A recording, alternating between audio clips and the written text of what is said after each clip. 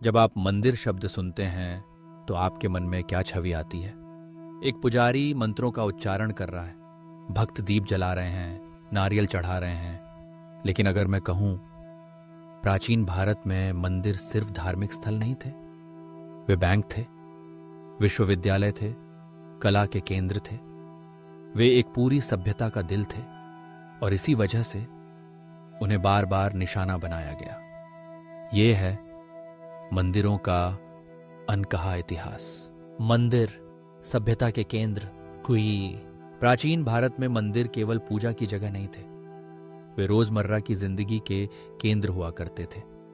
हर गांव का मंदिर सिर्फ प्रार्थना के लिए नहीं था, बल्कि वहां पढ़ाई होती थी, व्यापार चलता था, दर्शन शास्त्र पर चर्चा होती थी, यहां तक कि विवादों का निपटारा भी वहीं होता था।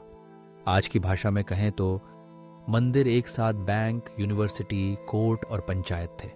तमिलनाडु से उड़ीसा, गुजरात से असम, हर कोने में शिलालेख, ताम्रपत्र और मंदिर ग्रांट इस बात की पुष्टि करते हैं। मंदिर आर्थिक शक्ति के केंद्र। जी हां, मंदिरों में धन का प्रवाह होता था। व्यापारी दान देते थे, आध्यात्मिक पुण्य और सामाजिक प्रतिष्ठा के लिए। मंदिर किसान, कारीगर, यहां तक कि राजाओं को भी ब्याज पर ऋण देते थे। मंदिर की जमीनें खेती के लिए दी जाती थीं, जिससे नियमित आय होती थी। अनाज बैंक चलते थे अकाल के समय के लिए। सैकड़ों कारीगरों, रसोइयों, संगीतकारों, पुजारियों, रक्षकों का पेट मंदिरों से भरता था। उदाहरण तंजावुर का बृहदीश्वर मंदिर 400 से अधिक लोगों को रोजगार देता था। गायक, नर्तक, आभूषण रक्षक, रसोइये सब मंदिर से जुड़े थे। मंदिर शिक्षा और संस्कृति के केंद्र। ऑक्सफोर्ड और हार्वर्ड से बहुत पहले भारत में नालंदा, तक्षशिला और मंदिर आधारित पाठशालाएं थीं। वेद, गणित, खगोल शास्त्र, व्याकरण सब कुछ सिखाया जाता था। गुरुकुल अक्सर मंदिर परिसरों के पास होते थे। मंदिरों में पांडुलिपियां सुरक्षित रखी जाती थीं, दर्शन पर बहस होती थी, मूर्तिकार, वास्तुकार और नर्तक तैयार किए जाते थे। भरतनाट्यम, ओडिसी, कथकली जैसी नृत्य विधाएं मंदिरों की ही गोद में पली बड़ी थीं। मंदिर सिर्फ इमारतें नहीं थे, वे संस्कृति की जीवित पुस्तकालय थे। मंदिरों पर हमले क्यों हुए? अब आप समझ सकते हैं मंदिर हर आक्रांता का पहला निशाना क्यों थे। मंदिर तोड़ना सिर्फ मूर्ति को तोड़ना नहीं था, वो एक सभ्यता की आत्मा को रौंदना था।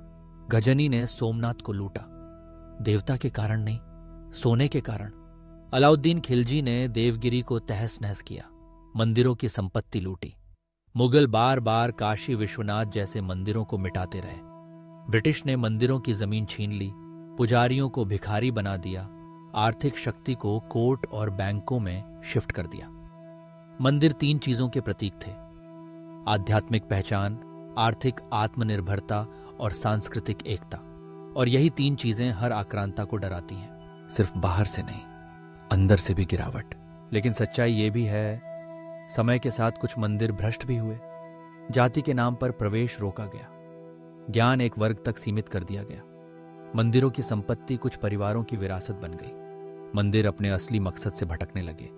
यह अंदरूनी सड़न ही थी जिसने मंदिरों को न सिर्फ बाहरी हमलों के लिए, बल्कि हमारी खुद की उदासीनता के लिए भी कमजोर बना दिया। क्या हम मंदिरों की आत्मा को वापस ला सकते हैं? आज हम मंदिरों में दर्शन करते हैं, हम वहां रील्स बनाते हैं, फोटो क्लिक करते हैं, लेकिन हम भूल गए हैं कि मंदिर असल में क्या थे। वे सिर्फ पवित्र नहीं थे, वे स्वतंत्र थे। वे धर्म की रक्षा करते थे, समाज में धन और कला का वितरण करते थे और लोगों को जोड़ते थे। आज मंदिर बनाना सिर्फ पत्थर और ईंट की बात नहीं है, ये फिर से उस सभ्यतागत ढांचे को जीवित करना है जिसे हमने खुद ही भुला दिया। अंतिम संदेश: